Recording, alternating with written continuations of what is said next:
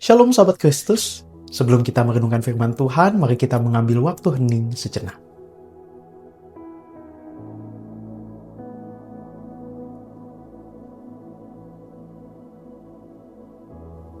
Ibu bapak saudara, sepertinya hari ini masih dalam suasana liburan ya.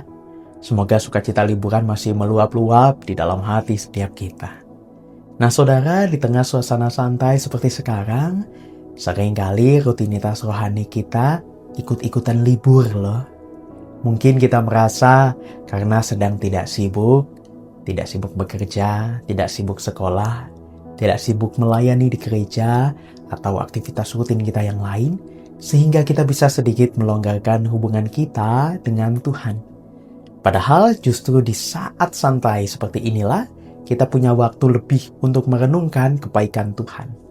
Mari saudara, kita perhatikan apa yang dikatakan Tuhan Yesus dalam Injil Yohanes pasal 15 ayatnya yang kelima. Begini bunyi firman Tuhan. Akulah pokok anggur dan kamulah carang-carangnya.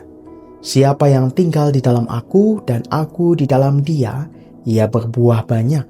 Sebab di luar aku, kamu tidak dapat berbuat apa-apa.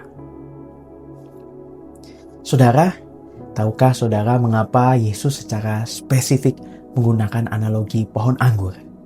Secara botani, pohon anggur itu unik saudara. Batangnya sangat kuat dan berkayu sebagai pusat nutrisi, sementara ranting-rantingnya itu sangat lemas, carang-carangnya itu sangat lemas. Ranting anggur itu tidak punya kekuatan untuk berdiri sendiri. Jika ia terlepas dari batangnya, ia akan jatuh ke tanah, menjadi kering dan mustahil bisa berbuah.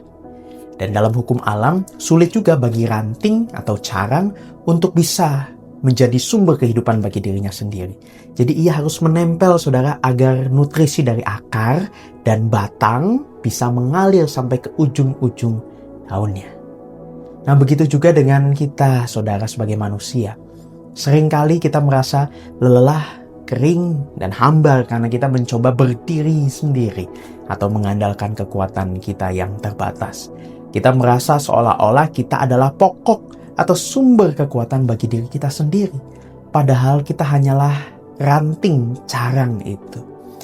Maka itu saudara, tinggal di dalam Yesus atau melekat ini berarti membangun ketergantungan total kepadanya setiap hari. Melekat bukan hanya soal aktivitas agama yang padat, melainkan melibatkan Tuhan dalam setiap momen kehidupan. Mulai dari obrolan di meja makan, bersama keluarga, rencana liburan, harapan-harapan masa depan, hingga waktu istirahat kita, libatkan Tuhan saudara. Karena selain Tuhan, Yesus dengan tegas mengatakan bahwa kita tidak dapat berbuat apa-apa yang bernilai kekal. Hidup tanpa melekat pada Tuhan hanya akan menyisakan kelelahan fisik tanpa kesegaran jiwa. Jadi saudara, di hari Senin ini mari kita periksa kembali sambungan kita dengan sang pokok anggur itu.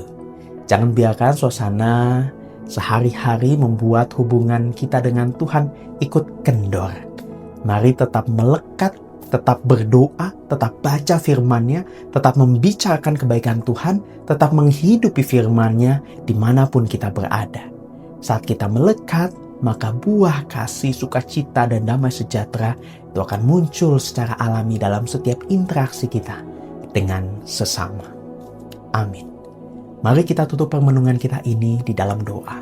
Mari kita berdoa. Tuhan Yesus, terima kasih karena Engkau adalah pokok anggur yang hidup yang terus memelihara kami. Carang-carang kecil yang banyak terbatasnya. Ampuni kami Tuhan jika seringkali kami merasa mampu untuk berjalan sendiri tanpa mengandalkan-Mu.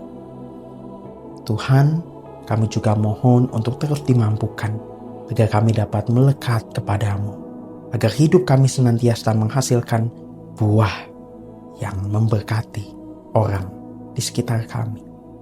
Inilah doa kami Tuhan, di dalam nama Yesus Kristus Sang Pokok Anggur, kami berdoa. Amin.